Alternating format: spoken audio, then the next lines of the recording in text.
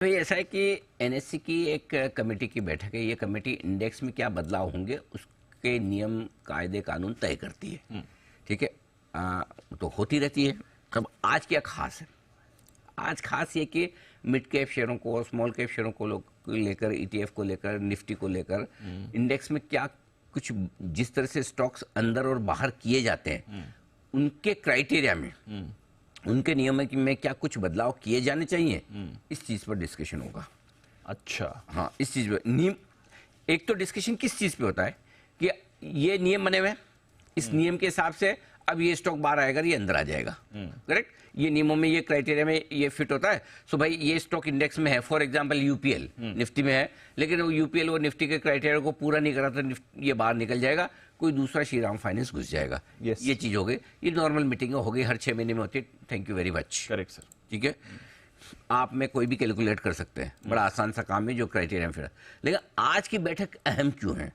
आज की बैठक में डिसाइड ये नहीं होगा कि कौन अंदर कौन बाहर हो रहा है स्टॉक। आज की बैठक में क्या इनमें अंदर और बाहर करने वाले नियमों में बदलाव करने की जरूरत है।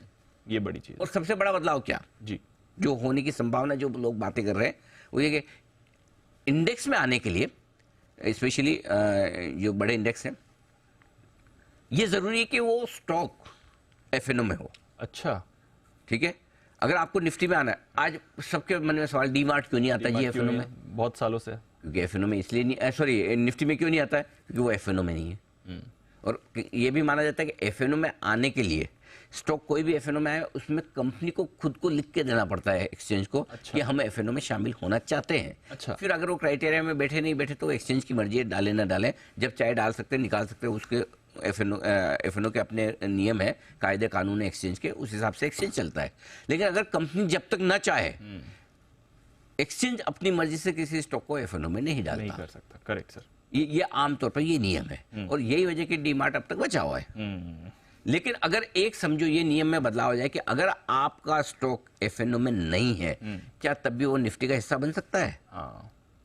क्या तभी वो बैंक निफ्टी का हिस्सा बन सकता है? क्या कुछ बड़े आईटी इंडेक्स वगैरह का हिस्सा बन सकता है? और अगर इसका जवाब आज की कमेटी में हाँ में आता है तो फिर क्या पता फिर। अच्छा, प्लस ये है कि क्या इन इंडेक्स में शामिल होने के पहले 6 महीने का क्राइटेरिया ठीक है या उससे ज़्यादा चाहिए?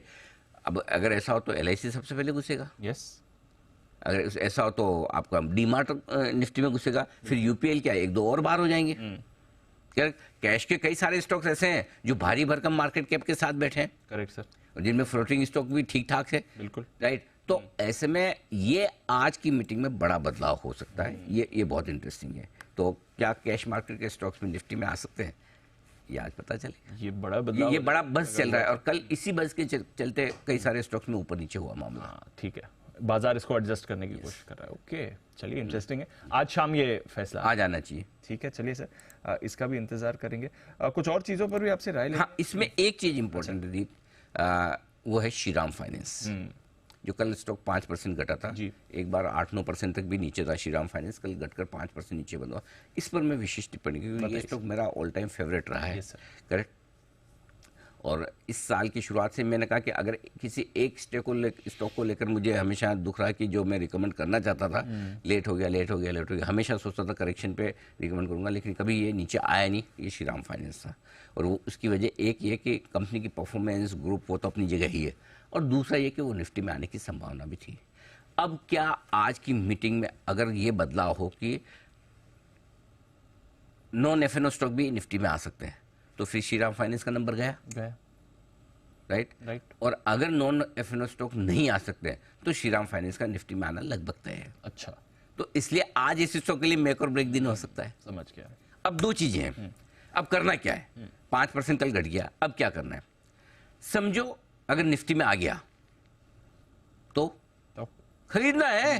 क्या करना है? पक्का लेना है भाई। बढ़िया फर्स्ट क्लास कंपनी है, ये है, क्या दिक्कत क्या है? निफ्टी में आ गया, लेना ही लेना है। लेकिन अगर नियम बदल जाए, नहीं अब ये निफ्टी में नहीं आएगा, कोई और आएगा, तो तब भी लेना है। लेना तब भी है, तब नीचे। भाई आज एक चीज समझो, फॉर एग्जाम्पल अगर कुछ नहीं बदलता तो ये निफ्टी में आने लायक है ना। इसका मतलब स्टॉक तो मजबूत है, कंपनी बढ़िया परफॉर्मेंस है, ग्रुप शानदार है, सब कुछ क्राइटेरिया फिट कर रहा है। अब किसी क्राइटेरिया की वजह से निफ्टी में नहीं आ रहा है, समझो बदले हुए क्राइटेरिया के साथ, तो क्या हो गया, कंपनी खराब हो गई, नहीं। बंद हो गई, ताला लग गया, इनके लिए तो कुछ नहीं बदला ना। बिजनेस एज यूजुअल है। Correct. क्या बदला है? बदलेगी एक चीज, जो वैल्यूएशन आपको निफ्टी में आने की वजह से मिलते थे थोड़े ज्यादा, वो थोड़े आपके करेक्ट हो जाएंगे। सो अगर 10 से 15% नीचे आ गया, जो एक्सेस वैल्यूएशन आपके निफ्टी के रहे वो करेक्ट हो गए, तो 5-7% कल घट गया, 5-7 और घट जाए निफ्टी में नहीं आने की वजह से, लेने का मौका है। One of the best NBFCs available, yes, तो क्यों नहीं लेंगे आप? करेक्ट। सो मेरा पॉइंट ये है कि निफ्टी में आए तब तो वैसे फिर तो अलग ही टर्न हाँ, नहीं आया तो नीचे आएगा तब लेना, दोनों केस में लेना है। ठीक है, बहुत क्लैरिटी है गॉट इट। ना। सो बड़ा दिन है इसके लिए, लेकिन अब आपके पास 2 ऑप्शन है, पहले लेना है कि बाद में लेना है। ये क्या है? ये आपकी रिस्क है। या तो ये समझो कि अगर आपको लगता है कि नहीं लिया, इंडेक्स में बदलाव नहीं आया और भाग गया, तो क्या, तो फिर 50%। तो इसका सिंपल सॉल्यूशन है 50% मीटिंग के पहले, 50% मीटिंग के बाद। वो जगह रखिए। हाँ, और नहीं कि भाई मैं तो कोई दिक्कत नहीं, छूट गया, मेरे कोई प्रॉब्लम नहीं है, मेरे नुकसान देखने की इच्छा बिल्कुल भी नहीं है, तो फिर आप मीटिंग के बाद मिला तो ठीक, नहीं तो कोई बात। रिस्क के हिसाब से। ठीक है सर, अंडरस्टूड। और इसीलिए आज मैंने क्लियर कट बाय कॉल देने के बजाय मैंने आपको पूरा सिनेरियो समझा दिया, ताकि आप श्रीराम फाइनेंस में कब कैसे खरीदारी करें। क्लियर है सर।